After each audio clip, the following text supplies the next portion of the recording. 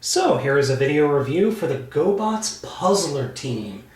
This Puzzler team includes 6 robots, which was kind of the thing for GoBot combiners back in the day. Along with Monstrous, this is the only other real combiner of the line.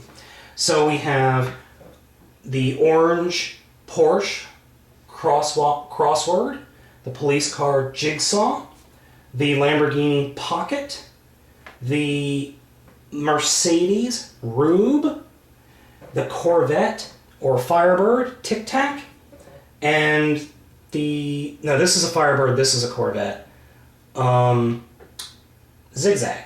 I think this is a Firebird. Chevy Firebird, yeah. So these are actually pretty neat little cars. They are rather small. They're significantly smaller than even a basic size. I wish I had some G1, like maybe the Stunticons to compare it with. Big figure size, these would be smaller. They are actually smaller than their Transformers counterparts. They all are on rubber wheels, which is nice.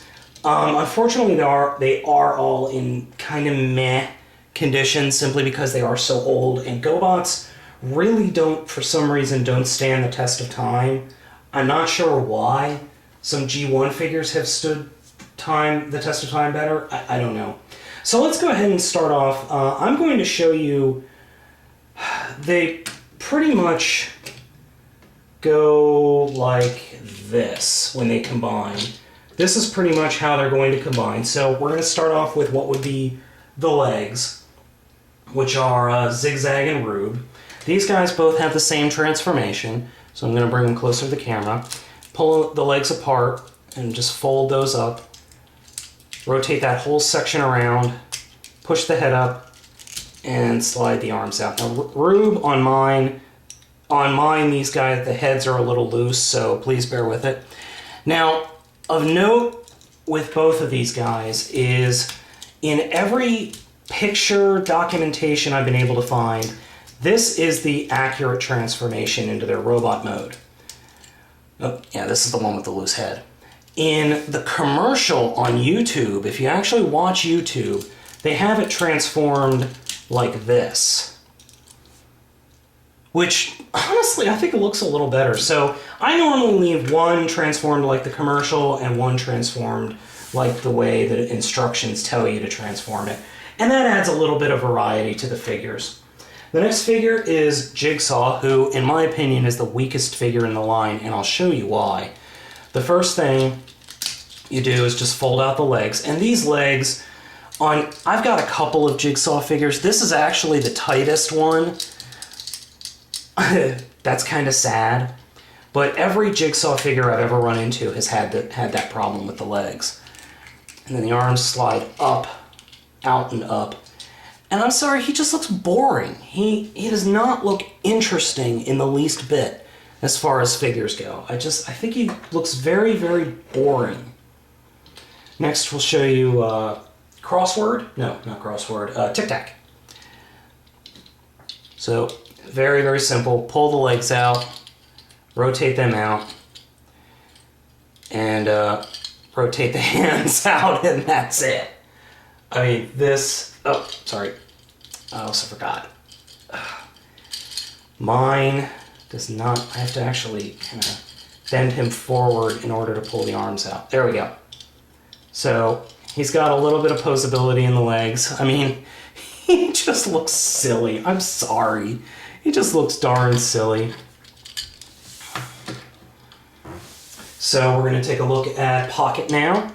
And Pocket's pretty boring. You just put him up, rotate his arms, flip his head out. That's it. I mean, that's pretty lame. And so is Crossword. Crossword is the same transformation. And the GoBots really liked this. Rotate the head out like that. They really liked that. You're supposed to be able to split the legs a little bit on both of these figures, but I'm sorry, that does not constitute legs. The reason that their legs are like this is because it is a necessity for the transformation into the puzzler mode, which I'll show you in a second, and it makes sense. But So there's the robot modes. Pretty lame, actually. There's nothing really dynamic. Unfortunately, that's my biggest problem with the GoBots in general, is their robot modes are just very lackluster. And I don't know why Bandai did this, but I mean, there's really nothing you can say other than they're kind of meh. I really think the Transformers had much more dynamic transformations back in the day. Yes, they were very simple, but... And that was my cat. They looked very, very cool. So, enough of that. Let's go ahead... Oops, sorry. Let's go ahead and get them transformed into the puzzler mode. I'm going to start off with Rube and Guy. So... all we do is return them to kind of their halfway transformation point, like this.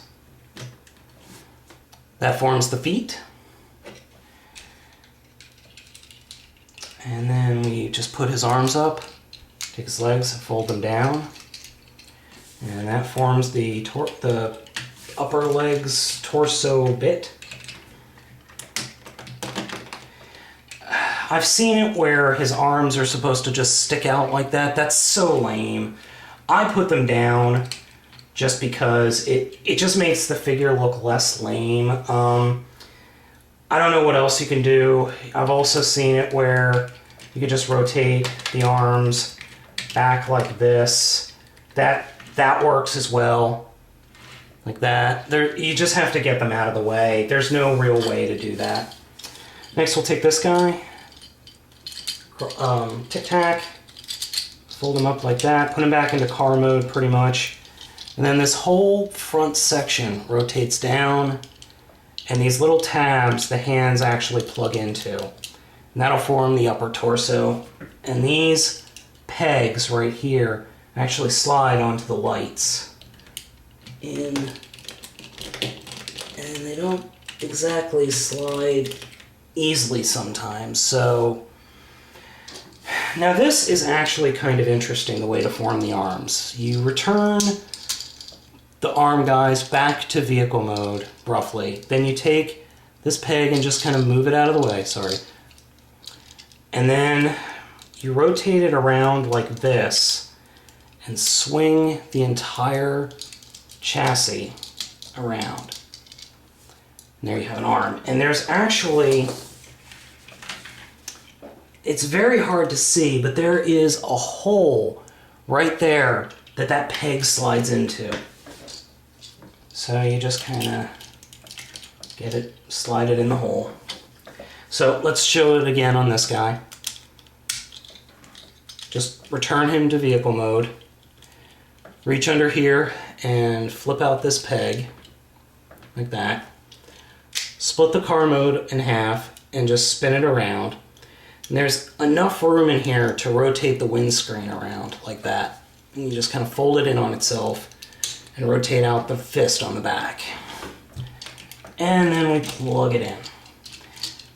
And it doesn't, they just kind of sit there. There's no, this is really the only articulation, and it's really kind of stupid because it just doesn't look like this figure holds together well. The one good thing about Transformers combiners is, other than maybe Devastator, everything pegs together well.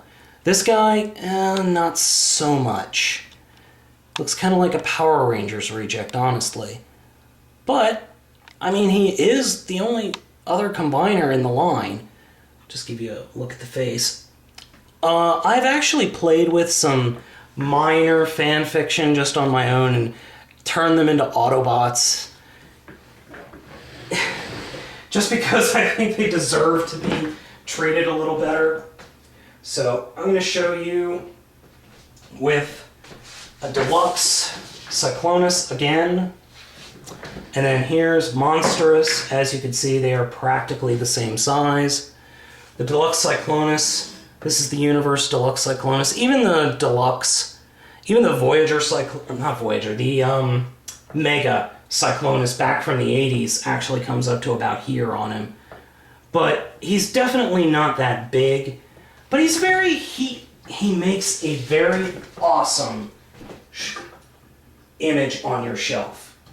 It's not very practical, but you know, for the 20 bucks, maybe 30 bucks I paid for them, I'd say it's worth it. I definitely think it should be in your collection. It is fun, but it's still, you know, it's one of these things of only get it if you really want it. That's my final answer. I like it, I'm glad I own it, but it's not for everybody.